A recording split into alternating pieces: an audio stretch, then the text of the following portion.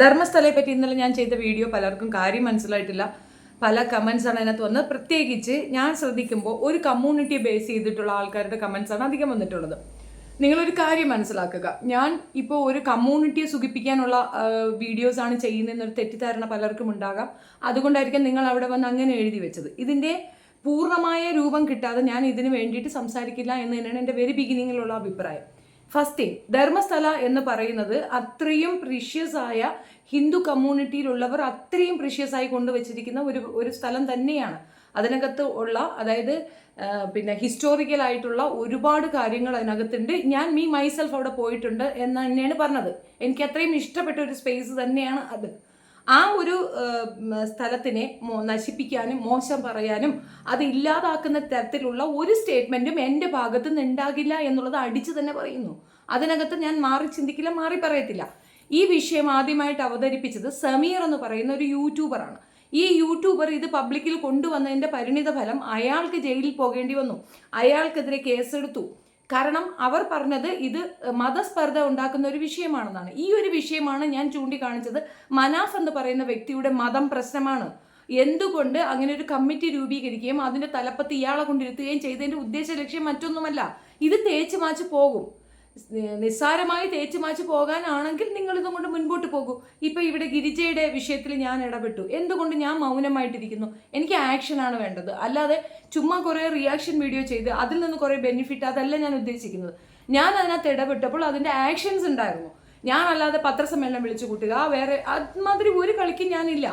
എനിക്ക് ആക്ഷൻസിലാണ് താല്പര്യം, അല്ലാണ്ട് ഇത് കുറച്ച് പബ്ലിസിറ്റി സ്റ്റണ്ട് കാണിക്കുക അങ്ങനെയല്ല. ഏത് വഴിയിൽ കൂടെ പോയാൽ ഇതിനൊരു എൻഡപ്പ് ഉണ്ടാകും എന്നുള്ളതാണ് എൻ്റെ കൺസേൺ. ഇതിൽ ഒന്നാമത്തെ കാര്യം ഞാൻ പറയാം. ഈ കേരളത്തിൽ തന്നെ ഇപ്പോൾ റീസെൻ്റ്ലി നിങ്ങൾ ഇവിടെ തന്നെ കണ്ടിട്ടുണ്ടാകും, ഒരുപാട് രീതിയിലുള്ള ജാതീയ വ്യത്യാസങ്ങളുണ്ട്, ജാതീയ വേർതിരിവുണ്ട്. ഇതിൽ കൂടെ നമ്മൾ ഒരുപാട് പ്രോബ്ലംസ് അനുഭവിക്കുന്നുണ്ട്. ഇത്രയും എഡ്യൂക്കേറ്റഡ് ആയ അത്രയും ഫോർവേഡഡ് ആയ തിങ്കിങ് ഉള്ള കേരളത്തിലുള്ളവർക്ക് പോലും ഇങ്ങനെ ചിന്താഗതി ഉണ്ടെങ്കിൽ കർണാടക പോലുള്ള കുറച്ചുകൂടെ ബാക്ക്വേർഡ് ആയിട്ടുള്ള ഒരു സംസ്ഥാനത്ത് എന്ത് സംഭവിക്കും? പ്രത്യേകിച്ച് BJPക്ക് അവിടെ കൂടുതൽ അക്സെപ്റ്റൻസ് ഉള്ളൊരു നാടാണ്. അങ്ങനെ ഉള്ളിടത്ത് സംഭവിക്കാൻ സാധ്യതയുള്ളത് എന്താണെന്നും കൂടെ തിരിച്ചറിയാൻ നിങ്ങൾ മുന്നോട്ട് വരിക എന്നുള്ളതാണ്. ഈ പറയുന്ന ദളിത് വംശജനായ ഒരു വ്യക്തിയാണ് ഇപ്പോൾ എഗൻസ്റ്റ് ആയിട്ട് വന്ന് നിൽക്കുന്നത്. ബാംഗ്ലൂർ സ്വദേശികളായ 2 വക്കീലന്മാരാണ് ഇവർക്ക് പ്രൊട്ടക്ഷൻ കൊടുക്കുന്നത്, ഇവരെ ചേർത്ത് പിടിച്ചിട്ടുള്ളതും. ആൻഡ് അവർക്കും ഒരു ഇന്റൻഷൻ ഉണ്ടാകത്തില്ലേ. ഇത് എന്താണ് ഏതാണെന്നുള്ള കൃത്യമായ വെളിപ്പെടുത്തലുകൾ പുറത്തേക്ക് വന്നിട്ടില്ല. ബോഡി കാണിച്ചു തരാമെന്ന് പറഞ്ഞിട്ട് ഒരു ബോഡിയുടെ ഇതാണ് എടുത്ത് കാണിച്ചിട്ടുള്ളത്. എവിടെ ഉണ്ടെന്ന് അയാൾ പറയത്തില്ല, അത് വിചാരണ സമയത്തേ പറയുള്ളൂ, അല്ലാത്ത സമയത്ത് പറയത്തില്ല എന്ന് പറയുന്നുണ്ട്. 400 ശിഷ്ടം ബോഡി അവിടെ മറവ് ചെയ്യപ്പെട്ടിട്ടുണ്ട്. എക്സാക്ട്ലി അത് മറവ് ചെയ്യപ്പെട്ടിട്ടുണ്ട്. എല്ലാവരെയും റേപ്പ് ചെയ്ത് കൊന്നിട്ടാണ് അവിടെ കൊണ്ടിട്ടെന്ന് അയാൾ പറയുന്നതല്ലേ നിങ്ങൾക്കറിയോ? എവിടെയെങ്കിലും എവിഡൻസ് ക്രിയേറ്റ് ചെയ്തിട്ടുണ്ടോ? ഈ പറയുന്ന 2 പെൺകുട്ടികളുടെ കാര്യമാണ് അവിടെ ഹൈലൈറ്റ് ചെയ്ത് പറയുന്നത്. ഈ 2 പെൺകുട്ടികളുടെ മരണവും അവിടെയല്ല നടന്നിട്ടുള്ളത്. ഒരു പെൺകുട്ടിയുടെ മരണം നടന്നിരിക്കുന്നത് അവരുടെ വീടിന് ചുറ്റുവട്ടത്തുള്ള 300 മീറ്റർ അപ്പുറത്ത് മാറിയാണ് ആ കുട്ടിയുടെ ബോഡി കണ്ടെത്തിയിട്ടുള്ളത്. അതും പഠിക്കാൻ പോയിട്ട് തിരിച്ചു വരുന്ന വഴിക്ക് മിസ്സിംഗ് ആവുകയാണ് ചെയ്തത്. അത് ട്രസ്റ്റിലുള്ള ഒരാളുടെ പേർക്കാണ് ഈ കേസ് നീ ഏറ്റോ എന്നുള്ള രീതിയിൽ പറയുകയും അവസാനം അയാളല്ല പ്രതിയെന്ന് കണ്ടെത്തി അതിൽ നിന്ന് റിലീസ് ആവുകയും ചെയ്തിട്ടുള്ളത്. ഞാൻ ഒരു ക്രൈമിനെ ജസ്റ്റിഫൈ ചെയ്യുന്നതല്ല. എനിക്ക് ഈ ക്രൈമിനെ ജസ്റ്റിഫൈ ചെയ്യേണ്ട കാര്യമില്ല. What next? അധികാരത്തിലിരിക്കുന്ന ഒരു MP-യുടെ അണ്ടറിലിരിക്കുന്ന ഒരു ടെമ്പിളാണ് അത് സിമ്പിളായിട്ട് അത് ഗവൺമെന്റിന് ഏറ്റെടുക്കാം. സോ ഗവൺമെന്റ് അത് ഏറ്റെടുക്കുമെങ്കിൽ ഓക്കെ. ഇല്ല എന്ന പക്ഷം അവിടെ ഇങ്ങനത്തെ ഒരു ക്രൈം നടക്കണമെന്ന് അത് ക്ലോസ് ചെയ്യാനാണ് പ്ലാൻ എങ്കിൽ അതിന് എനിക്ക് വിയോജിപ്പുണ്ടെന്നാണ് ഞാൻ പറഞ്ഞത്. നമുക്കും ഇതുപോലുള്ള സ്പേസുകളുണ്ട്. അതായത് നമ്മൾ തീർത്ഥാടനത്തിന് പോകുന്ന ഒരുപാട് സ്പേസുകൾ നമുക്കുമുണ്ട്. അവിടെ ഇങ്ങനെ ഒരു അനീതി കണ്ടാൽ അതെന്താണെന്ന് അന്വേഷണം നടത്തി ക്ലോസ് ചെയ്യുകയാണ് വേണ്ടത്. ഹെഗ്ഡെ ഫാമിലിയെ എതിർക്കാൻ പ്രാണിയുള്ള ആരെങ്കിലും അവിടെ ഉണ്ടാവില്ലേ എന്നുള്ളതാണ് എൻ്റെ ചോദ്യം. ഇപ്പോൾ ഈ സമീർ മാത്രമാണോ ഒരു യൂട്യൂബർ? അവിടെ എത്രയോ യൂട്യൂബേഴ്സ് ഉണ്ട്. എന്തുകൊണ്ട് സമീർ മാത്രം ഇതെടുത്തു? അതുമാത്രമല്ല, ഒരു ആക്ഷൻ കമ്മിറ്റി ഉണ്ടാക്കുകയും അതിൻ്റെ മെയിൻ ആളായിട്ട് നമ്മുടെ മനാഫിക്കായെ കൊണ്ട് ഇരുത്തുകയും ചെയ്യുന്നത് എന്തുകൊണ്ടാണ്? കാരണം പുള്ളി പിന്മാറില്ല. ഇസ്ലാമിയരെ അവർ വെറുക്കുന്നതിനും അകർത്തി നിർത്തുന്നതിനുള്ള ഒരു കാരണം ഇത് തന്നെയാണ്. ഇത്തരം അനീതികൾക്ക് അവർ മുന്നേ നിന്നുകൊണ്ട് എതിർക്കും. പക്ഷെ അതുകൊണ്ടുണ്ടാകുന്ന നഷ്ടം കൂടെ നിങ്ങൾ മനസ്സിലാക്കണമെന്നാണ് ഞാൻ പറഞ്ഞത്. അതും BJP MP ആയിട്ടിരിക്കുന്ന ഈ വീരേന്ദ്ര ഹെഗ്ഡെയുടെ അണ്ടറിലുള്ള ഒരു ടെമ്പിളാണിത്. ഇതിനകത്ത് 2 പെൺകുട്ടികളുടെ മരണമാണ് ഇപ്പോൾ ഇവർ ഹൈലൈറ്റ് ചെയ്ത് പറയുന്നത്. അതിനോടനുബന്ധിച്ചിട്ട് 485 പെൺകുട്ടികളെ അയാൾ അടക്കിയിട്ടുണ്ട്. ഒരുപാട് പേര്, അതായത് 800ഓളം ആൾക്കാരുടെ മൃതദേഹം അടക്കിയിട്ടുള്ളത് 485 പേരാണ്. ഇയാൾക്ക് സംശയം തോന്നും. പറയുന്നു. മനസാക്ഷി കുത്തുകൊണ്ടാണ് 1984 തൊട്ട് 2014 വരെ അയാൾ ചെയ്ത ഈ ക്രൈമിന് അയാൾ എഗൻസ്റ്റ് എന്ന് പറയുന്നത്. നുണയാണത്. ഒരു മനസാക്ഷി കുത്തുകൊണ്ടുമല്ല, അയാൾ അത് ചെയ്തിരുന്നു. എപ്പോ ആ കണ്ണുകൾ അയാളുടെ കുടുംബത്തിലുള്ള ഒരു പെൺകുട്ടിക്ക് നേർക്ക് നീന്തോ അപ്പോഴാണ് അയാൾ മറിച്ച് ചിന്തിച്ചത്. അവിടുന്ന് പലായനം ചെയ്യേണ്ടി വന്നത് അതുകൊണ്ടാണ്. അവരുടെ കുടുംബത്തിലുള്ള ഒരു പെൺകുട്ടിക്ക് ഇത് സംഭവിച്ചിട്ടുണ്ട് എന്നാണ് ഞാൻ അറിഞ്ഞിട്ടുള്ളത്. അപ്പം ഇത് ഒരു പക്ഷേ വൈരാഗ്യത്തിന്റെ പുറത്ത് ചെയ്തതായിരിക്കാൻ സാധ്യതയില്ലേ എന്ന സൂചന അവിടെയുണ്ട്. നമുക്ക് ഒരാളെ കല്ലെറിയാനും ഒരു വിഭാഗത്തിനെ അടച്ചാക്ഷേപിക്കാനും പറ്റും. ഞാൻ ഇസ്ലാം കമ്മ്യൂണിറ്റി ജനിച്ചു വളർന്ന പെണ്ണാണ്. എനിക്ക് ഹിന്ദുമത കമ്മ്യൂണിറ്റിയിലുള്ള ഈ ഒരു പ്രത്യേക വിഭാഗം ആൾക്കാരെ പോലെ ഭ്രാന്തില്ല. അവർക്ക് നമ്മളെ ഭാഗത്ത് നല്ല മദ്രസയിലുള്ള എന്തെങ്കിലും ഒരു കാര്യം, ഒരു സൂചന കിട്ടിയാൽ ഉടനെ ആ കമ്മ്യൂണിറ്റി അടച്ചാക്ഷേപിക്കുന്ന ഒരു രീതിയുണ്ട്. അങ്ങനെ ഞാൻ പഠിച്ചിട്ടില്ല. എൻ്റെ സംസ്കാരം, എൻ്റെ മതം എന്നെ അത് പഠിപ്പിച്ചു തന്നിട്ടില്ല. അതുകൊണ്ട് തന്നെയാണ് മൈൽഡായിട്ട് ഇത് പറഞ്ഞത്. റെസ്പെക്ട് ചെയ്യാൻ തന്നെയാണ് എന്നെ പഠിപ്പിച്ചിരിക്കുന്നത്. ആ റെസ്പെക്ട് എനിക്കുണ്ട്. മഞ്ജുനാഥ ക്ഷേത്രം എന്ന് പറയുന്നത് ശിവക്ഷേത്രമാണ്. ഈ ശിവക്ഷേത്രത്തിനോട് അത്രത്തോളം അക്സെപ്റ്റൻസ് ഉള്ള ഒരു ടെമ്പിളാണത്. അതവിടെ ഉണ്ടാകണം. വേറെ എന്ത് രീതിയിലുള്ള പ്രോബ്ലം അതിന് ചുറ്റുമുണ്ടായാൽ അത് സോൾവ് ചെയ്യാൻ ഗവൺമെന്റ് മുൻപോട്ട് വരണം. അല്ലാതെ ആ ഒരു ക്ഷേത്രത്തിന്റെ ഒരു ആചാരങ്ങൾക്കോ അല്ലെങ്കിൽ അവിടെ നടന്നു വരുന്ന ചില കാര്യങ്ങളോ സ്റ്റോപ്പ് ചെയ്യാൻ പാടില്ല എന്നുള്ളത് എൻ്റെ ഇൻറ്റൻഷനാണ്. അത് കൃത്യമായി ഞാൻ പറയുന്നു. കാരണം അന്നദാനം നടത്തുന്ന, സാമൂഹിക സേവ നടത്തുന്ന ഒരു പ്രത്യേക വിഭാഗം തന്നെയാണ് ഈ ഹെഗ്ഡെ ഫാമിലി. അതിൽ തർക്കമില്ല. അതിൽ നിന്നുകൊണ്ട് ഒരാളെ അവിടെ ചൂസ് ചെയ്ത് MP സ്ഥാനത്ത് എത്തിയിട്ടുണ്ടെങ്കിൽ അതിൽ ഒരു ഫണ്ട് അവർ പ്രതീക്ഷിച്ചുകൊണ്ടാണ്. ഈ MP മാരെ ചൂസ് ചെയ്യുന്നതിൽ അത്യാവശ്യം ഫിനാൻഷ്യലി സൗണ്ടായി നിൽക്കുന്ന അല്ലെങ്കിൽ പേര് കേട്ട ഫാമിലിയിലുള്ള ആൾക്കാരെ ആയിരിക്കും ചൂസ് ചെയ്യുക. സുരേഷ് ഗോപി എന്ത് വാഴ ഉണ്ടായിട്ടാണ് അയാളെ ചൂസ് ചെയ്തത്? അയാൾക്കൊരു പേരുണ്ട്. അയാൾ അത്യാവശ്യം നല്ല ഒരു ആക്ടറാണ്, അക്സെപ്റ്റൻസ് ഉള്ള ഒരു ആക്ടറാണ്. അതുകൊണ്ട് തന്നെയാണ് തൃശ്ശൂരിൽ നിന്ന് അയാൾ ജയിച്ചു പോയിട്ടുള്ളത്. അയാളുടെ ഉള്ളിൽ ഒരു നന്മയൊക്കെയാണ് കാണിച്ചത്. ഇപ്പോഴാണ് അയാൾ വെറും തൊട്ടിയെന്ന് ആളുകൾക്ക് മനസ്സിലാവുന്നത്. അന്ന് അയാൾ ഭയങ്കര നന്മയുള്ള ആളായിരുന്നു. അതുകൊണ്ടാണ് അയാളെ ചൂസ് ചെയ്തത്. അതുപോലൊരു ചൂസാണ് ഈ പറയുന്ന ഹെഗ്ഡെയെ അവർ ചൂസ് ചെയ്തിട്ടുള്ളത്. ഇനി സർക്കാർ തലങ്ങളിൽ ഇതൊരു ബുദ്ധിമുട്ടാകുന്ന ഒരു അവസ്ഥയുണ്ടെങ്കിൽ അവരത് മറിച്ച് ചിന്തിക്കും, മാറ്റി നിർത്തുക തന്നെ ചെയ്യും. പക്ഷെ അതിന് ഇസ്ലാമിയർ ചുമ്മാ ഇരിക്കണമെന്നാണ് എനിക്ക് പറയാനുള്ളത്. ഇസ്ലാം കമ്മ്യൂണിറ്റിയിലുള്ളവർ ഇതിനകത്ത് ഇടപെട്ട് കഴിഞ്ഞാൽ ഇത് തേച്ച് മാച്ച് കളയും. ഫെബ്രുവരിയിലാണ് ഈ സമീർ എന്ന് പറയുന്ന പയ്യൻ ഇതിനെപ്പറ്റി വീഡിയോ ചെയ്തത്. എന്തുകൊണ്ട് അത് സോഷ്യൽ മീഡിയയിൽ ആയില്ല? സോഷ്യൽ മീഡിയ അത് എടുത്തു, അതായത് യൂട്യൂബേഴ്സ് എല്ലാവരും അത് എടുത്തു. പക്ഷേ മെയിൻ സ്ട്രീം ചാനലുകൾ അത് ഇഗ്നോർ ചെയ്തു, അത് മൈൻഡ് ചെയ്തിട്ടില്ല. അതിനെ തുടർന്നാണ് ഇയാളെ കണ്ടെത്തുകയും ഇയാൾക്ക് വേണ്ടിയിട്ട് സപ്പോർട്ട് കൊടുക്കുകയും ഇയാൾ അതിന് വേണ്ടിയിട്ട് ഞാൻ ഇത് പറയും എന്ന് സ്ട്രോങ് ആയിട്ട് പറയുകയും ഒരു സാക്ഷി അവിടെ ഉണ്ടാവുക എന്നുള്ള നിർബന്ധമാക്കപ്പെട്ട് ഈ മനുഷ്യനെ സാക്ഷിയാക്കി വെച്ചിരിക്കുന്നത്. അതേപോലെ രണ്ടാമത് എഞ്ചിനീയറിംഗ് വിദ്യാർത്ഥിയായിരുന്ന, മെഡിസിനോ എഞ്ചിനീയറിംഗോ വിദ്യാർത്ഥിയായിരുന്ന ഒരു പെൺകുട്ടിയും മരണപ്പെട്ടിട്ടുണ്ട്. ആ പെൺകുട്ടിയുടെ അമ്മയെ വളരെയധികം പീഡിപ്പിച്ചു എന്ന് പറഞ്ഞു. ഒരു ഇരുട്ടുമുറിയിൽ കൊണ്ടടച്ചിട്ടു. അത് ക്ഷേത്രത്തിനടുത്താണെന്ന് അവരങ്ങ് പറയുകയാണ്. ക്ഷേത്രത്തിനടുത്തുള്ള മുറിയാണെന്ന് ഇവരെങ്ങനെ മനസ്സിലാക്കി? And she was in comma. തലയ്ക്ക് അടിയേറ്റ് കോമയിലുണ്ടായിരുന്ന ഒരു സ്ത്രീ പറയുന്നത് ക്ഷേത്രത്തിന് തൊട്ടടുത്തുള്ള ഇരുട്ടുമുറിയിൽ എന്നെ ഇട്ട് പൂട്ടിയെന്ന്. എന്നാൽ ആ ഇരുട്ടുമുറി ഇവർക്ക് ഐഡന്റിഫൈ ചെയ്യാൻ പറ്റാത്തത് എന്തുകൊണ്ടാണ്? ഇത് അസ്യൂം ചെയ്തിട്ട് ഒരു പ്രത്യേക സ്ഥലത്തിനെ പറയുന്നതായിട്ടാണ് എനിക്ക് ഫീൽ ചെയ്തത്. അവിടെ ഒരു ദുരൂഹതയും ഞാൻ കണ്ടിട്ടില്ല എന്നാണ് ഞാൻ പറഞ്ഞത്. എൻ്റെ എക്സ്പീരിയൻസിൽ എനിക്ക് പറയാൻ പറ്റുള്ളൂ. ഈ വിഷയത്തിൽ എന്താണ് അഭിപ്രായമെന്ന് ചോദിച്ചു കഴിഞ്ഞാൽ അവിടെ അങ്ങനെ ഒരു മേർഡർ നടന്നിട്ടുണ്ടെങ്കിൽ അത് 100% തെറ്റായ ഒരു സംഗതി തന്നെയാണ്. അതിനെ നമ്മൾ എതിർക്കുക തന്നെ വേണം. പക്ഷെ പെട്ടെന്ന് കൂട്ടത്തിൽ നിന്ന് ഒരെണ്ണത്തിനെ പിടിച്ചോണ്ട് പോയി ബലാത്സംഗം ചെയ്ത് അങ്ങ് കൊന്നിട്ടെന്ന് അങ്ങ് കളഞ്ഞോ എന്ന് ആ ലാഘവത്വം അവർക്കാണുള്ളത്. എനിക്ക് ആ ലാഘവത്വം ഇല്ല. ഞാൻ വളരെ കൃത്യമായി പറഞ്ഞൊരു കാര്യമാണ്. എനിക്ക് മനസ്സിലായ ഒരു കാര്യം, വൈരുദ്ധ്യ ഇതിനകത്തുണ്ട്. പലരും പലതാ പറയുന്നത്. കൃഷ്ണന്റെ ഒരു SP വീഡിയോ ചെയ്യുന്നുണ്ട്. പുള്ളി പറയുന്നത് കൃഷ്ണ വിഗ്രഹമാണ് അവിടെ ഇരിക്കുന്നത്. ശിവന്റെ വിഗ്രഹമാണത്. ഈ നമ്മൾ പറഞ്ഞു വരുമ്പം യാഥാർത്ഥ്യത്തിൽ പുലബന്ധം പോലും ഇല്ലാത്ത സംഗതികൾ സ്പ്രെഡ് ചെയ്യരുതെന്നുള്ളതാണ് ഞാൻ പറയുന്നത്. ഇത് വൈഷ്ണവരുടെ ഒരു കമ്മ്യൂണിറ്റി, തുളു ഭാഷ സംസാരിക്കുന്ന ബ്രാഹ്മണർ, അവർ നിർമ്മിച്ച അവരുടെ അധീനതയിലിരിക്കുന്ന അവരുടെ ഓണർഷിപ്പിലുള്ള ഒരു ടെമ്പിളാണ്. ഇത് ജൈന മതസ്ഥരാണ് ഈ പറയുന്ന വിഭാഗം. ജൈന മതസ്ഥരെന്ന് എടുത്തു പറഞ്ഞതിന്റെ കാരണം ജൈന മതസ്ഥരും ബുദ്ധ മതസ്ഥരും എന്നൊക്കെ പറയുന്നവർ തന്നെ ഈ നാസ്തികരാണ്. അവർ ഹിന്ദു കമ്മ്യൂണിറ്റിയുടെ ഒരു ഭാഗം ആണ് എന്നതിനപ്പുറം പൂർണ്ണമായ ഹിന്ദുത്വം അവരുടെ ഉള്ളിലില്ല എന്നുള്ളത് ഓർക്കണം. നമ്മുടെ അമിത് അണ്ണ ഉൾപ്പെടെ ജൈന മതസ്ഥ വിശ്വസിക്കുന്ന ആൾക്കാരാണ്. അതിനകത്ത് അത് സിങ്ക് ചെയ്ത ആൾക്കാരാണ്. അത് മനസ്സിലാക്കുക. അതുകൊണ്ടാണ് ദൈവവിശ്വാസമുള്ള ദൈവഭക്തിയുള്ള ഒരാളും ഇതുപോലത്തെ തോന്നിവാസത്തിന് പോകുന്നത്. ദൈവഭയം ഉണ്ടാകും. അങ്ങനെ ഇല്ലാത്തവരാണ് എന്നുള്ളതാണ് ഞാൻ ആ പറഞ്ഞതിന്റെ സൂചന. ഇനി 2, ബ്രാഹ്മണർ വൈഷ്ണവരാണ്. അതായത് വിഷ്ണു ഭഗവാനെ സേവിക്കുന്നവരാണ്. അവർ അസുരദേവനായ ശിവനെ സേവിക്കാൻ പോകില്ല. അപ്പോൾ അതിനാരോ വന്നിട്ട് പറഞ്ഞു അസുര ഭഗവാനല്ല ശിവനെന്ന്. അത് കേരളത്തിലാണ്.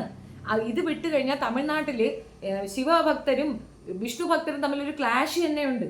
അതിനെ ദൈവഗണത്തിൽ പെടുത്തുന്നു. വിഷ്ണു ഭഗവാന് ദൈവഗണത്തിൽ, അതായത് ബ്രാഹ്മണരുടെ ദൈവം, ഇതിനെ അസുര ദൈവം, അത് വേറൊരു ദൈവം, അത് സാധാരണ മനുഷ്യരുടെ കാട്ടാളന്മാരുടെ ചണ്ടാള ദൈവം എന്നൊക്കെ പറഞ്ഞ് കേട്ടിട്ടില്ലേ? ഇത് ഇങ്ങനെയാണ് പറയണത്. ചണ്ടാളന്മാരെന്ന് പറയുമ്പോൾ കീഴ്ജാതിയിലുള്ള മനുഷ്യരെയാണ് പറയുന്നത്. ശിവനെ അങ്ങനെയാണ് കൺസിഡർ ചെയ്യുന്നത്. ഇത് ആ ഒരു ചരിത്രം പഠിക്കാതെ അതിൻ്റെ വ്യക്തിയായ ബോധമില്ലാത്തവരുമാണ് ഇതൊക്കെ ഇങ്ങനെ ഇരുന്നു കൊണ്ട് പറയുന്നത്. പിന്നെ ആരോ ഒരാളുടെ കമന്റ്, എനിക്കൊരു കുന്തറിയില്ല, ഞാൻ മുസ്ലിം അല്ലേ, എനിക്കങ്ങനെ അറിയാൻ പറ്റും. ഇതൊക്കെ വായിച്ച് മനസ്സിലാക്കിയതല്ലാതെ ഞാൻ ജന്മന ഇതുമായിട്ടിരിക്കുന്നവളോ സംസ്കൃതം പഠിച്ചിട്ട് ഞാൻ വേദം ചേർന്ന് പൂണൂലിട്ടുകൊണ്ട് നടക്കുന്ന വിശ്വവിഖ്യാത ബ്രാഹ്മണിയൊന്നുമല്ല. ഞാനൊരു ഇസ്ലാം മത വിശ്വാസിയാണ്. എൻ്റെ മതത്തിനുള്ള കാര്യങ്ങളെ എനിക്ക് കൂടുതൽ അറിയുള്ളൂ. ഇതിനകത്ത് നമ്മൾ വായിച്ച കാര്യങ്ങൾ പബ്ലിഷ് ചെയ്യുന്നു എന്നുള്ളതുള്ളൂ. ഇൻറ്റൻഷൻ ഒന്നേ ഉള്ളൂ. സമീർ എന്ന് പറയുന്ന യൂട്യൂബർ ഇതിലേക്ക് ഇറങ്ങി നിന്നു. എന്ത് സംഭവിച്ചു? അന്വേഷണം വന്നോ? എന്തെങ്കിലും രീതിയിൽ ഒരു നീക്കുപോക്കുണ്ടായി, നടപടി ഉണ്ടായി? ഇല്ല. പകരം അവനെതിരെ കേസെടുത്തു. മതസ്പർദ്ധത അവൻ പ്രചരിപ്പിക്കുന്നത് കാരണം 2 കമ്മ്യൂണിറ്റികൾ തമ്മിൽ കലാപം ഉണ്ടാകാൻ ചാൻസ് ഉണ്ടെന്നും ഒരു കമ്മ്യൂണിറ്റിയെ ഇകഴ്ത്താൻ വേണ്ടി അവൻ ശ്രമിച്ചു എന്ന് പറഞ്ഞുകൊണ്ട് അവൻ്റെ യൂട്യൂബ് ചാനലിൽ നിന്ന് ആ വീഡിയോ വരെ എടുത്ത് കളഞ്ഞു. അതിനുള്ള പവർ സർക്കാരിനുണ്ട്. അവിടെ താമസിക്കുന്നു എന്നൊരൊറ്റ കാരണം കൊണ്ട് മനാഫിക്കായ കൊണ്ടുപോയി ആ പ്രശ്നത്തിൽ ഇടാൻ ഞാൻ താല്പര്യപ്പെടുന്നില്ല.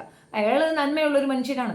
അയാളെ കൊണ്ട് ഒരുപാട് കാര്യങ്ങൾ സാധിക്കാൻ പറ്റും. ഈ ഒരു വിഷയത്തിൽ പോയി നൂല് കെട്ടി നിന്ന് നിസ്സാരമായിട്ട് തൂക്കിയില്ല എലിക്കുഞ്ഞെ എടുത്ത് കളയുന്നതാണ് അവർ കളയും. ഒരു നദിയുടെ തീരത്തുള്ള ഒരു അമ്പലവും അതിനോടനുബന്ധിച്ച് കിടക്കുന്ന അവിടുത്തെ ക്രൈമും അത് ലൊക്കേറ്റ് ചെയ്യേണ്ടത് അവിടുത്തെ സർക്കാരാണ്. അതിലേക്ക് പ്രഷർ ചെലുത്തുക എന്നുള്ളതാണ്.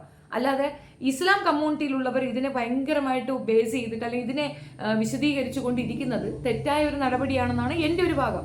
പ്രത്യേകിച്ച് ഈ ഒരു വേരിയേഷൻ അവിടെ ഉള്ളത് കൊണ്ട് ഈ കമ്മ്യൂണിറ്റി അവർക്കെതിരെ പറയുന്നു, ആ കമ്മ്യൂണിറ്റി ഇവർക്കെതിരെ പറയും. ഇവർ തമ്മിലുള്ള ഒരു അലസണ്ടയായി ഇത് ഇഗ്നോർ ചെയ്യപ്പെടും. അവിടേക്ക് പെൺകുട്ടികൾ പോകുന്നുണ്ടെങ്കിൽ വിജിലൻ്റ് ആവുക. അതേപോലെ തന്നെ അവിടുത്തെ ചുറ്റുവട്ടാരത്തുള്ള പെൺകുട്ടികളാണ് മിസ്സിംഗ് ആവുന്നതെന്ന് പറയുന്നുണ്ട്. അതൊരു ക്രൈമാണ്. നിങ്ങൾ പല സിനിമകളിലും കണ്ടിട്ടുണ്ട്. പ്രത്യേകിച്ച് കന്നഡ സിനിമകളായിരുന്നാലും തമിഴ് സിനിമകളായിരുന്നു നിങ്ങൾ കണ്ടിട്ടുണ്ട്. ഒരുപാട് പെൺകുട്ടികൾ ഇവിടുന്ന് കടത്തിക്കൊണ്ട് പോയിട്ട് ബോംബെയിലും മറ്റിടങ്ങളിലും വിൽക്കുന്ന ഒരു രീതിയുണ്ട്. അങ്ങനെ ഒരുപാട് പെൺകുട്ടികൾ നഷ്ടപ്പെട്ടു പോകുന്നുണ്ട്. കൃത്യമായ അന്വേഷണങ്ങളില്ലാതെ നിഷ്ക്രിയമായിരിക്കുന്ന ഒരു പോലീസ് വിഭാഗത്തിൻ്റെ അടുത്ത് ഇതിനപ്പുറവും സംഭവിക്കാൻ സാധ്യതയുണ്ട്.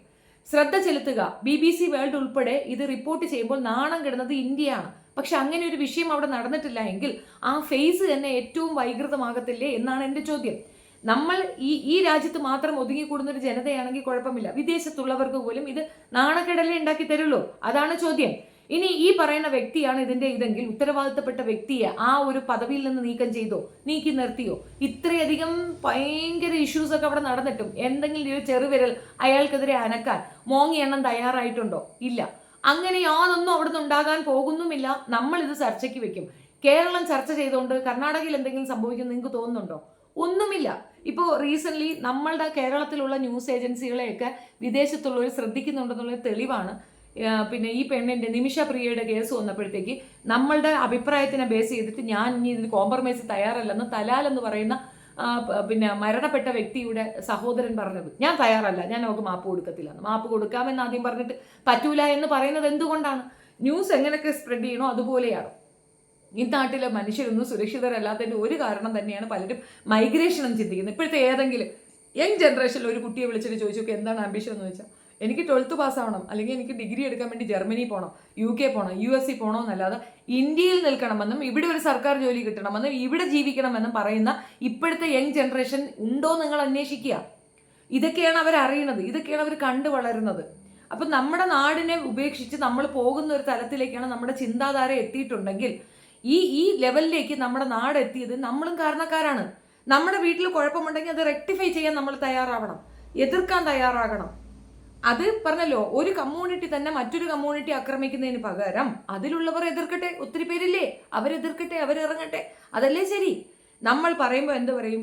ഈ പറയുന്ന കമ്മ്യൂണിറ്റിയാണ്. ഇപ്പൊ സമീറിന് സംഭവിച്ചതുപോലെ ഒരു സംഭവം മനാഫിക്കാക്കി വരും, അങ്ങേർക്ക് കേസ് വരും.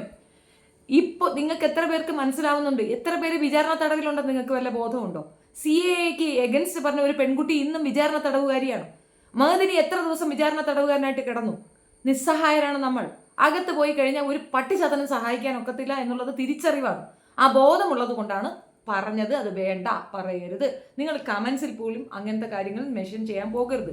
എന്താണ് ഇവിടെ നടക്കുന്നത് എന്ന് ആ സൂചന മാത്രം മതി. അല്ലാതെ ഇതിനൊരു കൺക്ലൂഷൻ നിങ്ങൾ പറയരുത്. കാരണം നമ്മൾ ഒരു കാര്യം അസ്യൂം ചെയ്ത് പറയുമ്പോൾ കൃത്യമായ തെളിവില്ലാതെ പറഞ്ഞു കഴിഞ്ഞാൽ നമ്മളെ അവർക്ക് പിടിച്ചകത്തിടാം. NIA അന്വേഷിക്കുന്നു, മറ്റേ ED വരുന്നു, ആരൊക്കെയാ വരുന്നത്?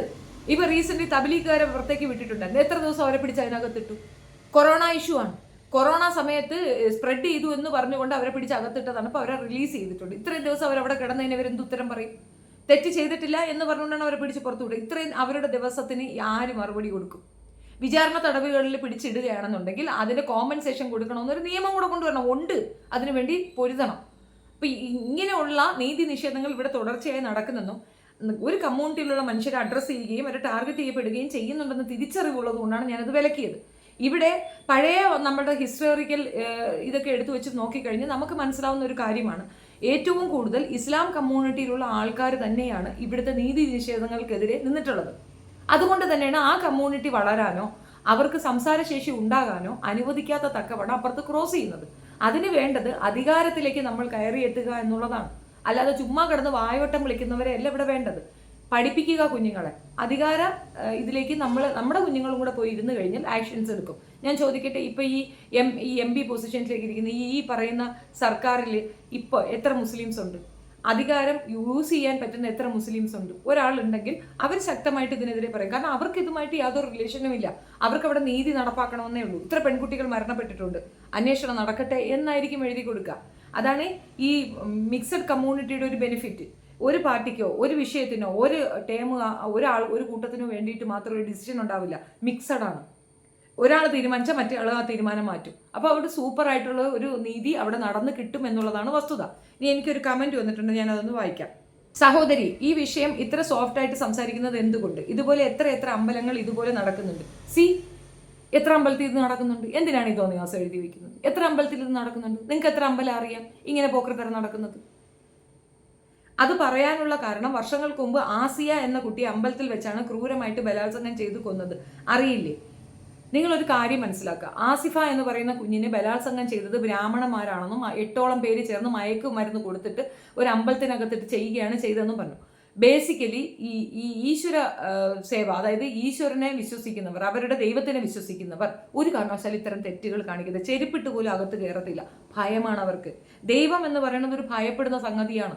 ആ വിശ്വാസമുള്ളവർ അത് ചെയ്യത്തില്ല. അതിനകത്തിട്ട് ഈ കുട്ടിയെ ബ്രൂട്ടലി ചെയ്തിട്ടുണ്ടെങ്കിൽ അവന്മാർ ദൈവത്തിനെ ഭയപ്പെടുന്നില്ല എന്നാണ് അർത്ഥം. ദൈവഭയമുള്ളവർ ചെയ്യുമോ? പണ്ട് കാലഘട്ടങ്ങളിൽ നമ്മൾ സ്വർണ്ണങ്ങൾ, പണം ഇതൊക്കെ സൂക്ഷിക്കുന്നത് എവിടെയാണെന്നറിയോ? ഭണ്ഡാരപ്പരകളിലാണ്. ഈ ഭണ്ഡാരപ്പരകൾ എവിടെയാണ്? അമ്പലത്തിലാണ്. നികുതി പണങ്ങൾ സൂക്ഷിക്കപ്പെടുന്നത് അമ്പലങ്ങളിലാണ്. എന്തുകൊണ്ടാണെന്നറിയാമോ? കള്ളൻ അവിടെ കയറത്തില്ല. അവിടെ കള്ളന് ഭയമാണ്. കാരണം ദൈവത്തിന്റെ പ്രോപ്പർട്ടിയാണ്, അത് മോഷ്ടിക്കാൻ അവന്റെ കൈ വിറയ്ക്കും എന്നുള്ളത് കൊണ്ടാണ്.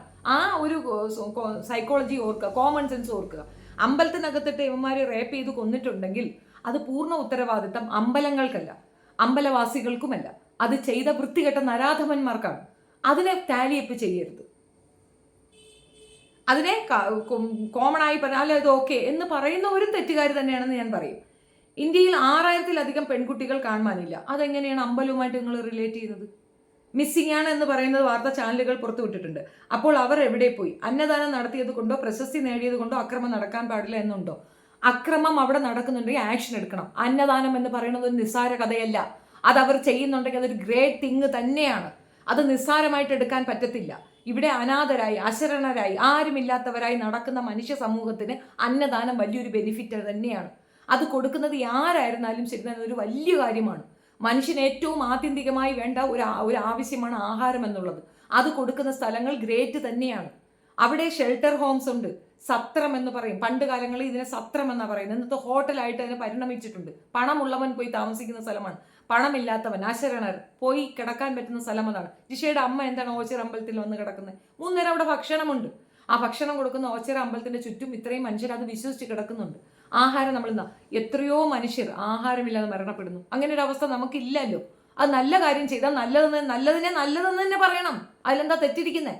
അവിടെ കിട്ടുന്ന ഫണ്ട് വെച്ചല്ലേ അവരത് ചെയ്യുന്നത്. അന്നദാനത്തിന് അവർ പ്രത്യേകിച്ച് ഫണ്ടൊന്നും ശേഖരിക്കുന്നില്ലല്ലോ. അവിടെ കൊണ്ട് കൊടുക്കുന്ന ആ ഫണ്ടിൽ നിന്നാണ്. അവരത് കൊടുക്കുന്നില്ലെന്ന് വെച്ചാൽ എന്താ കുന്തം? എന്താ പ്രശ്നം? തരില്ലെന്ന് പറഞ്ഞാൽ എന്ത് ചെയ്യും? ആ പൈസയും കൂടെ അവർക്ക് ആഡ് ഓൺ ആവുകയല്ലേ ഉള്ളൂ. അങ്ങനെ ചെയ്യുന്നില്ലല്ലോ. അവർ ആ ഗ്രാമത്തിൽ അല്ലെങ്കിൽ ആ പറഞ്ഞ ഈ അമ്പലം ഇരിക്കുന്ന ചുറ്റുവട്ടാരത്തിൽ നിങ്ങളൊന്ന് അന്വേഷിച്ച് നോക്കുക. അവിടെ ഉള്ളവർക്ക് വേണ്ടിയിട്ട് അവർ ഒരുപാട് കാര്യങ്ങൾ ചെയ്യുന്നുണ്ട്, നല്ല പ്രവർത്തികൾ ചെയ്യുന്നുണ്ട്. ഇപ്പം എൻ്റെ കല്ലമ്പലം സ്വദേശത്തുള്ള ഒരു പള്ളിയാണ് കടുവ പള്ളി എന്ന് പറയുന്നത്. ആദ്യമെല്ലാം വെറും ഒരു മസ്ജിദായിരുന്നു. ആ മസ്ജിദിനെ ലൊക്കേറ്റ് ചെയ്ത ആളുകൾ പൈസ ഇടാനും അവിടെ ആൾക്കാർ കൂടുതൽ പോകാനും ഒക്കെ തുടങ്ങിയതിനോടനുബന്ധിച്ചിട്ട് പിന്നെ നടന്നൊരു ഹോസ്പിറ്റലാണ്. ചാരിറ്റബിൾ ട്രസ്റ്റ് തുടങ്ങി, ഹോസ്പിറ്റലുണ്ട്, പിന്നെ കോളേജായി, സ്കൂളുകളായി, ഒരുപാട് കാര്യങ്ങൾ അതിനോടനുബന്ധിച്ച് അവർ ചെയ്യുന്നുണ്ട്. അത് ജനനന്മയ്ക്കാണ് ആ പൈസ ഉപയോഗിക്കുന്നത്. അത് ആ ട്രസ്റ്റിലേക്ക് നമ്മൾ എത്ര ലക്ഷം രൂപ കൊടുത്താലും കുറഞ്ഞു പോയി എന്ന് തോന്നുന്നു. യത്തീംഖാന മാത്രമല്ല അവർ നടത്തുന്നത്. അതുപോലൊരു സംഗതിയാണ് ഇത് എന്നാ ഞാൻ പറഞ്ഞത്. ഇപ്പോൾ നാളെ പിറ്റേന്ന് കടുവപ്പള്ളിയിൽ അടുത്ത് ഒരു മർഡർ നടന്നു, കടുവപ്പള്ളിയിൽ ഇത് നടന്നു എന്ന് പറഞ്ഞാൽ നിങ്ങൾ മിണ്ടാതിരിക്കുമോ? ആ നാട്ടുകാർ മിണ്ടാതിരിക്കുമോ? വ്യക്തി താല്പര്യങ്ങൾക്ക് വേണ്ടി ഇതുപോലെ അമ്പലങ്ങളിലും പള്ളികളിലും മദ്രസകളിലും നടക്കാറില്ലേ? അതുകൊണ്ട് മാത്രം പറഞ്ഞു എന്ന് മാത്രം. എല്ലാ മനുഷ്യരുടെ സ്വാർത്ഥ താല്പര്യങ്ങൾക്ക് വേണ്ടി മാത്രമാണ് ഇങ്ങനെ സംഭവിക്കുന്നത്, ശരിയല്ലേ? അതിന് അമ്പലങ്ങളും പള്ളികളും മദ്രസകളും എന്ത് വിളിച്ചു? ഇപ്പം ഈ പറഞ്ഞ ആള് പോയിന്റിൽ വന്നു. ഇബ്രാഹിം ഹലീൽ എന്ന് പറയുന്ന ആളാണ് ഈ കമന്റ് എനിക്ക് എഴുതിയത്. ആ ലാസ്റ്റ് പറഞ്ഞത് പോയിന്റാണ്. നമ്മൾ ഒരിടത്തൊരു ഇൻസിഡന്റ് നടക്കുമ്പോൾ അതിനെ മാത്രം കോൺസെൻട്രേറ്റ് ചെയ്ത് പറയുക. ഇത് ഫെബ്രുവരി തൊട്ട് നടക്കുന്ന ഒരു കോൺട്രവേഴ്സിയാണ്. ഇന്ന് വരെ ഇത് ഫലം കണ്ടിട്ടില്ല. ഇതിലേക്ക് മനാഫിക്ക പോയി ചാടിയാൽ സമീറിന്റെ അനുഭവം ഉണ്ടാവുമെന്നാണ് ഞാൻ പറഞ്ഞത്. സമീറാണ് ഇത് ആദ്യമായിട്ട് കൊണ്ടുവന്നത്. സമീർ എന്ന് പറയുന്ന ആ കന്നഡ ഭാഷയിൽ ചാനൽ നടത്തുന്ന ഒരു വ്യക്തിയാണ് ഇത് ആദ്യമായിട്ട് കൊണ്ടുവന്നത്. ആ പയ്യന് നേരിടേണ്ടി വന്നത് കേസാണ്. ആ ചാനലിൽ നിന്ന് ആ വീഡിയോ തന്നെ ഡിലീറ്റ് ചെയ്യേണ്ടി വന്നു. എന്നിട്ട് അവൻ റിപ്പീറ്റഡ്ലി ചെയ്യുന്നുണ്ട്. കാരണം അഭിപ്രായ സ്വാതന്ത്ര്യം എന്നൊന്നുള്ളത് കൊണ്ട് തന്നെ അവൻ പറയുന്നു, കൃത്യമായ തെളിവ് വെച്ചാണ് അവനത് പറഞ്ഞിട്ടുള്ളത്. ഇപ്പൊ ഡാഡി ഗിരിജ വിഷയത്തിൽ കേസ് കൊടുത്തെന്ന് പറഞ്ഞപ്പോൾ എല്ലാവരും ടെൻഷൻ അടിക്കുമ്പോൾ ഞാൻ ഉണ്ടായിരിക്കണം എന്തെന്ന് പറഞ്ഞാൽ അഭിപ്രായ സ്വാതന്ത്ര്യം എന്നുള്ളത് എനിക്കുമുണ്ട്. അത് ഡാഡി ഗിരിജയ്ക്ക് വിലയ്ക്ക് വാങ്ങിക്കാൻ ഒക്കത്തില്ല. അതുപോലെ ഒരു അവസ്ഥയുള്ളത് കൊണ്ട് ഞാൻ നേരിടും എന്ന് ഞാൻ ധൈര്യസമേതം പറഞ്ഞതിന്റെ റീസണും അതാണ്. എനിക്ക് നിയമം അറിയാമെന്നുള്ളത് കൊണ്ടാണ്. ഈ സമീർ പറഞ്ഞതിനോടനുബന്ധിച്ചിട്ട് ഈ ആളെ പുറത്തേക്ക് കൊണ്ടുവന്നു. നിങ്ങൾ കണ്ടില്ല അയാളെ കൊണ്ടുവന്ന രീതി എന്താണെന്ന്? മുഖം മുഴുക്ക മറച്ച് ആകെ മൊത്തത്തിൽ ഒരു വല്ലാത്തൊരു ഫോമിലാണ് അയാളെ കൊണ്ടുവന്നത്. നിങ്ങൾ ആരെയാ ചിരിപ്പിക്കുന്നത്? ഈ പറഞ്ഞ മനുഷ്യൻ അവിടെ വന്ന് ഈ തെളിവ് ഹാജരാക്കുമ്പോൾ അതിൻ്റെ അധികാരികൾക്ക് അറിയാൻ പറ്റില്ലെന്നാണ് പറയുന്നത്. അവർ ഈ ആരെങ്കിലും കൊല്ലാൻ ഏൽപ്പിച്ചിട്ടുണ്ടെങ്കിൽ അല്ലെങ്കിൽ മറവ് ചെയ്യാൻ ഏൽപ്പിച്ചിട്ടുണ്ടെങ്കിൽ അവനാണ് ഈ മുഖംമൂടി ഇട്ട് വന്നതെന്ന് കാണാൻ അവരെ കൊണ്ട് മനസ്സിലാവത്തില്ലേ? അവരൊക്കെ ഐഡന്റിഫൈ ചെയ്യാൻ പറ്റത്തില്ല എന്നാണോ? ഇതിനകത്ത് സംതിങ് വളരെ പ്രശ്നഭരിതമായ എന്തൊക്കെയോ ഉണ്ട് എന്നാണ് എനിക്ക് മനസ്സിലായത്. 2 പെൺകുട്ടികളുടെ മർഡർ ഞാൻ കാണാതെ പോകുന്നില്ല. 2 പെൺകുട്ടികളുടെ മർഡറാണ് അവരെ ഐഡന്റിഫൈ ചെയ്തിട്ടുള്ളത്. അതിനെ 400ഓളം 500ഓളം 4000ഓളം 40,000ഓളം എന്ന് പറയുമ്പോൾ ഇത് കേട്ടുകൊണ്ടിരിക്കുന്ന മറ്റൊരു സമൂഹം നമ്മുടെ രാജ്യത്തിന് പുറത്തുണ്ട്. അവരനുഭവിക്കുന്ന നാണക്കേടും വൈഷമ്യതയാണ്. നിങ്ങൾ കൃത്യമായി തെളിവ് വയ്ക്കൂ, കാര്യം പറയൂ, ഒരു കുഴപ്പമില്ല. അങ്ങനെയൊന്നും സംഭവിച്ചിട്ടുണ്ടെങ്കിൽ അത് അതപ്പതിച്ച ഒരു സമൂഹത്തിന്റെ ഐഡന്റിറ്റി തന്നെയാണ്. അതിനകത്തൊരു തർക്കവുമില്ല. കൂടെ നിൽക്കുക തന്നെ ചെയ്യും. പക്ഷേ ഇത് നമ്മളൊന്നും മനസ്സിലാക്കാതെ ഒന്നുമില്ലാതെ അരയും കുറയും മൊലയുമായിട്ട് പറയുമ്പോൾ ഇത് കേട്ടുകൊണ്ടിരിക്കാൻ ബുദ്ധിമുട്ടുണ്ട്. അതാണ് ഞാൻ നേരത്തെ ഒരു SP യുടെ കാര്യം പറഞ്ഞത്. ഇന്നലെ ഇട്ട പുതിയ വീഡിയോയിൽ അദ്ദേഹം തിരുത്തി പറഞ്ഞിട്ടുണ്ട്. അത് തിരുത്തി പറയാൻ വേണ്ടി തന്നെയാണ് ഞാൻ പറഞ്ഞത്. അദ്ദേഹം പറഞ്ഞു അവിടെ കൃഷ്ണന്റെ ഇതാണെന്ന് പറഞ്ഞു. അല്ല, അവിടെ ശിവന്റെ ഇതാണ്.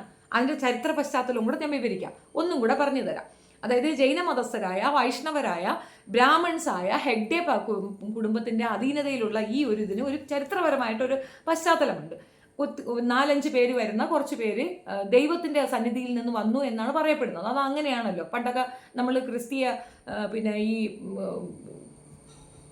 ക്രിസ്മസ് ഒക്കെ നടക്കുമ്പോഴത്തേക്ക് ഈശോയുടെ രൂപത്തിൽ പിച്ചക്കാരൻ വരും എന്നൊക്കെ ഒരു കൺസെപ്റ്റില്ലേ? അതുപോലെ 5 പേര് വന്നിരുന്നു. അവർക്ക് ഭക്ഷണം കൊടുത്തിരുന്നു. ഭക്ഷണം കഴിച്ചിട്ട് അവർ പോകുമ്പോൾ അവർ സംതൃപ്തിയോട് പറഞ്ഞു, നിങ്ങളുടെ ഈ സ്ഥലം ഇതിന് തന്നെ മുന്നോട്ട് ആക്കം വെച്ച് ഇതിന് തന്നെ മുന്നോട്ട് വെച്ച് നിങ്ങൾ നടത്തണം. ഇത് ഇങ്ങനെ വീട് വെച്ചിട്ട് സ്വസ്ഥമായിട്ടിരിക്കേണ്ട ഒരു കാര്യമല്ല. ഇവിടെ വരുന്നവർക്ക് ആഹാരം കൊടുക്കണം.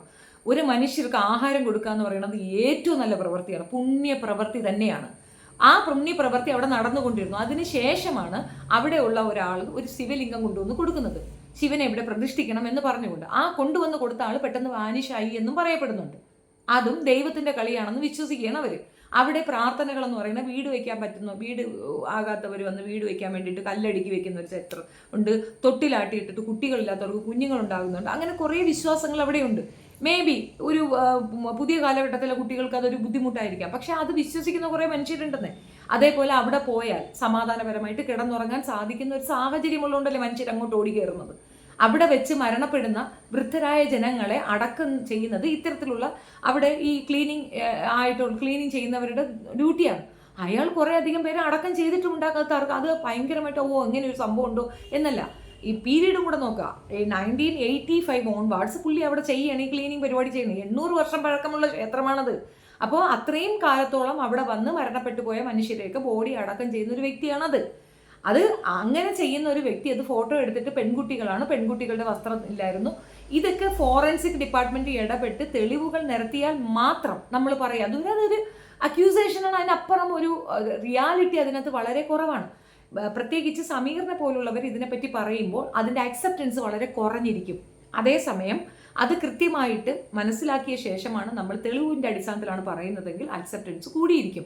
നിങ്ങൾക്ക് എന്താണ് വേണ്ടത്? അവിടെ എന്ത് നടന്നു എന്നറിയണം, ഈ 2 പെൺകുട്ടികൾ എങ്ങനെ മരിച്ചു എന്നറിയണം, ഈ പെൺകുട്ടികളെ ആര് കൊന്നു എന്നറിയണം, ഹെഗ്ഡെ കുടുംബത്തിന് അതിനകത്തുള്ള പങ്ക് എന്താണെന്ന് അറിയണം, അവിടെ നടക്കുന്നത് പിന്നെ അനീതിയാണോ എന്നുള്ളത് അറിയണം. അതല്ലേ വേണ്ടത്. അപ്പം അതിന് ആപ്റ്റായിട്ടുള്ള ആളുകളെ ചൂസ് ചെയ്യുമെന്നാണ് ഞാൻ പറഞ്ഞത്. മനാഫിക്ക് ആപ്റ്റാണോ എന്ന് വെച്ചാൽ അയാളുടെ എബിലിറ്റിയോ കഴിവിനെയല്ല ഞാൻ പറഞ്ഞത്, അയാളുടെ മതം പ്രശ്നമാണ് എന്നാ പറഞ്ഞത്. ഇപ്പോഴത്തെ സാമൂഹിക സാഹചര്യം മനസ്സിലാക്കാതെ ഞാൻ പറഞ്ഞതിൻ്റെ എന്താണ് ഞാൻ അത് പറഞ്ഞത് എന്ന ഉദ്ദേശം മനസ്സിലാക്കാതെ എന്നെ ആക്രമിച്ചിട്ട് ഒരു കാര്യവുമില്ല. ഒരു കമ്മ്യൂണിറ്റിയെ ഓറിയൻറ്റ് ചെയ്തുകൊണ്ട് കാര്യങ്ങൾ പറയുമെന്നും അല്ലെങ്കിൽ ഒരു കമ്മ്യൂണിറ്റി എഗൻസ്റ്റ് ആയിട്ട് പറഞ്ഞുകൊണ്ട് ഈ കമ്മ്യൂണിറ്റിയെ ബൂസ്റ്റപ്പ് ചെയ്യാന്നുള്ളത് എൻ്റെ നയമല്ല. നമ്മൾ മനസ്സിലാക്കേണ്ട ഒരു കാര്യം, നമ്മളുടെ മതം നല്ലതാണ്, നമ്മളുടെ മനുഷ്യർ നല്ലതാണ് എന്ന് പറയാൻ മറ്റൊരാളെ മോശമാക്കുകയല്ല വേണ്ടത്. നമ്മുടെ ആൾക്കാർക്കിടയിലും ഇതുപോലത്തെ പ്രോബ്ലംസ് ഉണ്ട്. അതുകൊണ്ട് അപ്പുറത്തുള്ളവർ ശരിയാണ് എന്നല്ല. അവർ തെറ്റ് ചെയ്യുമ്പോൾ നമ്മൾ ശരിയാണെന്നും ഭാഗമില്ല. ഇതിൽ കൂടുതൽ ഇത് വ്യക്തമാക്കാൻ എനിക്കറിയത്തില്ല. തുടരും. ഞാൻ വീണ്ടും ഇതിനെപ്പറ്റി റിലേറ്റ് ചെയ്തിട്ട് വീഡിയോ ചെയ്യുന്നതായിരിക്കും. വീണ്ടും ഈ വിശേഷവുമായിട്ട് വരുന്നതായിരിക്കും. ഇത് റിലേ തന്നെയാണ്, ഇത് വിടാൻ ഞാൻ ഉദ്ദേശിക്കുന്നില്ല. പക്ഷേ ഒരു കാര്യം മനസ്സിലാക്കുക, ഓൺ സൈഡഡ് ആയിട്ട് ഞാൻ സംസാരിക്കുമെന്ന് പ്രതീക്ഷിക്കുക പോലും വേണ്ട. എനിക്ക് മനസ്സിലായ, എനിക്ക് ബോധ്യപ്പെട്ട കാര്യങ്ങൾ മാത്രമേ പറയുള്ളൂ. അതൊരു ഡിവൈൻ ഹോം തന്നെയാണ്.